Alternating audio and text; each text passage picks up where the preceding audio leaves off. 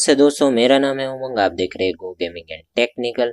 दोस्तों, इस वीडियो में आपके लिए लाया हूं MIUI का न्यू वर्जन का अपडेट हमारे डिवाइस में आ गया है Redmi 4 में और कई सारे अलग अलग डिवाइस में आ जाएगा। दोस्तों, ये MIUI का वर्जन है 9.5.10.0।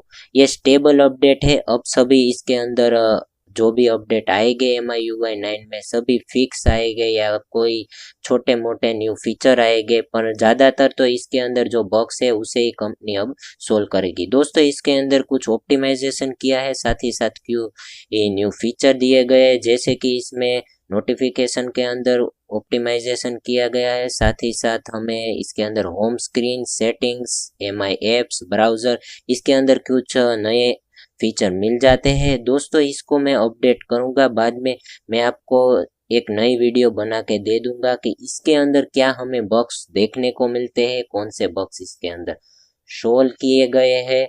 और दोस्तों, ये अपडेट आपको करना चाहिए या नहीं करना चाहिए वो सभी मैं अगली वीडियो में आपको बताने वाला हूं। तो प्लीज मेरी इस वीडियो को लाइक कीजिए, शेयर कीजिए और आपने अभी तक हमारे इस चैनल को सब्सक्राइब नहीं किया है तो प्लीज हमारे इस चैनल को सब्सक्राइब कर लीजिए, क्योंकि मैं आपके लिए ऐसे ही न्यू अपडेटेड वीडियो लाता रहता हूँ।